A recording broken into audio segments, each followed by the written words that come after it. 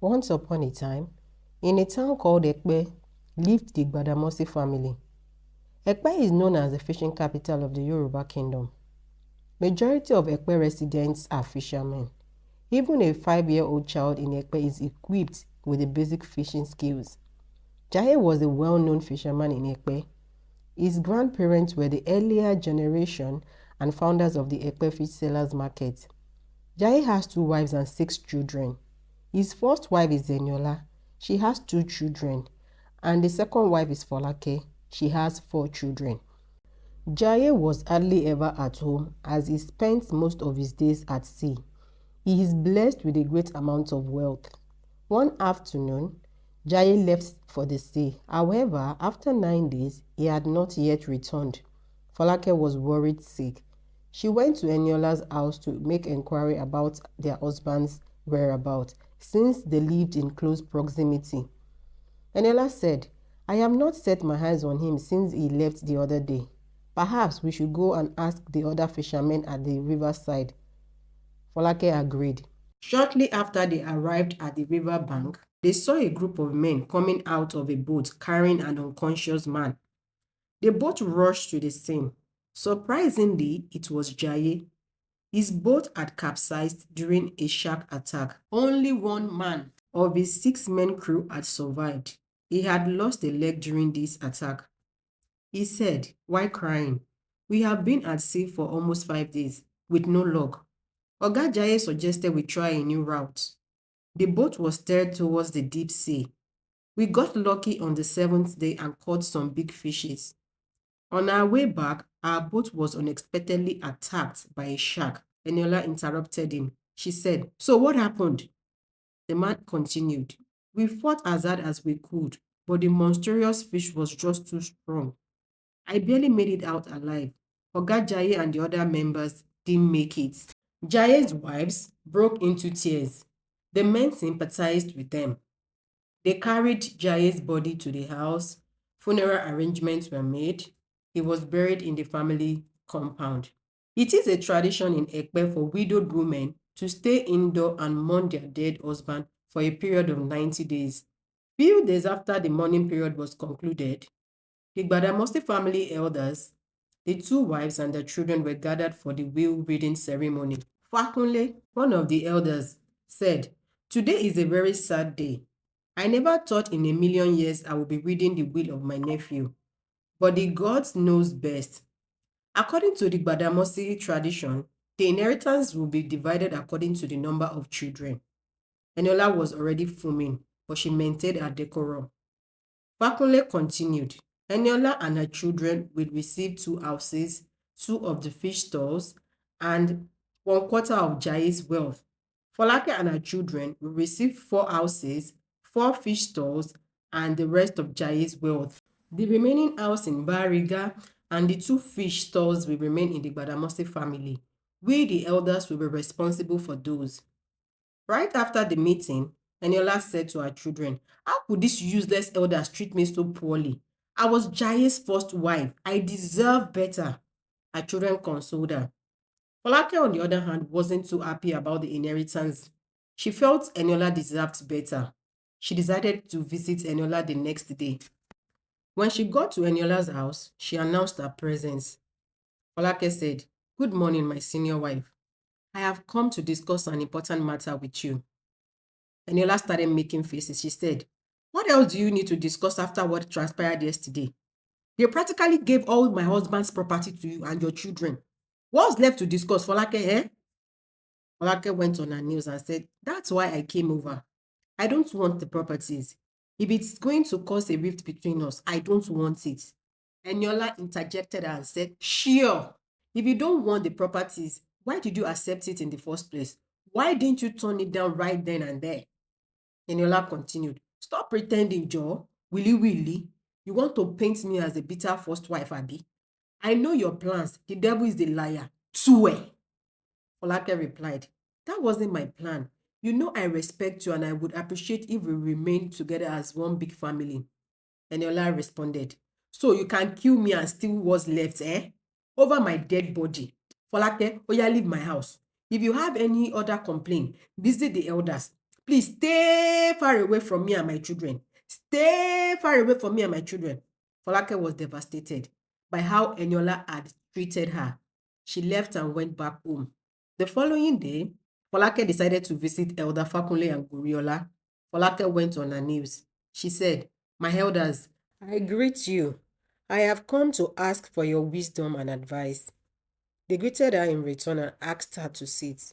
Folake said, "My fathers, I will appreciate if you gave my share of the properties to my senior wife. My children and I are okay with the house we live in. I have one fish stall already, and that should be enough for our upkeep." Elder Goriola cut her off and said, "Is Eniola causing any problem with you?" Folake quickly replied, "Not at all. This decision was all mine. My senior wife had nothing to do with it." Fakunle said, "I am very sorry, Folake, but we can't change the tradition because we feel a certain way. If you don't deserve it, we wouldn't have granted you the properties."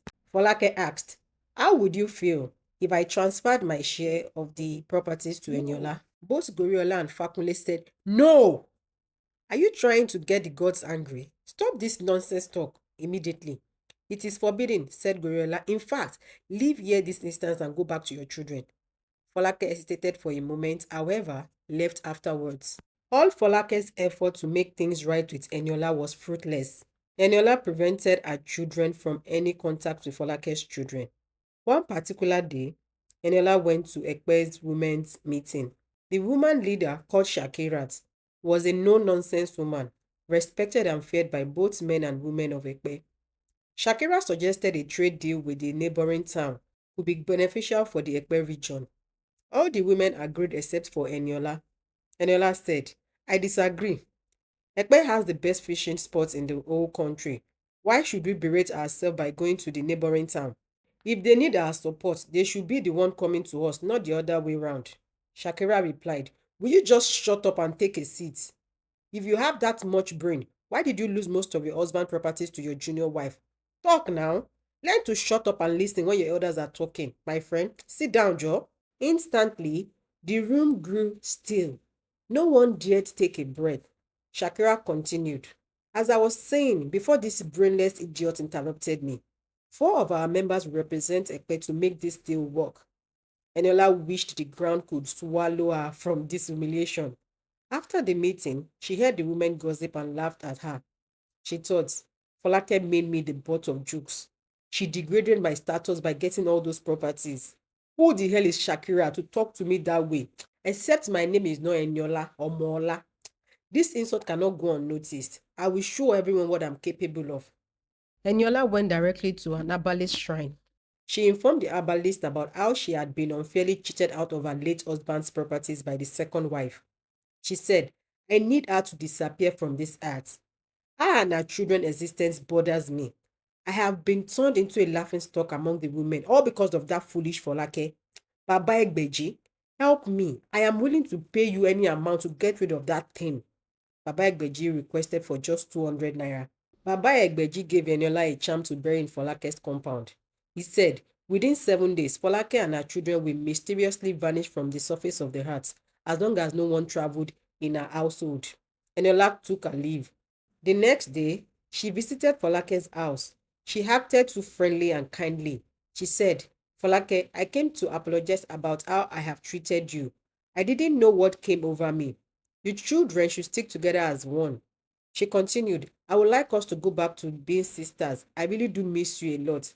Folake was so happy. She cried, "I have been so bothered by your thoughts. Honestly, I don't want the properties if it means losing you and your children." Eniola hugged Folake deceptively and empathized with her. After she had been served a meal, Eniola requested to use the bathroom. She made her way to the backyard, where she successfully buried the charm. She left 2 hours after chatting with Folake and her children. But as fate would have it, Folake received a message about her mother's health. She and her children left to visit her sick mother in a nearby area. Folake informed her children. She said, "I wished I had enough time to inform my senior wife about our travel."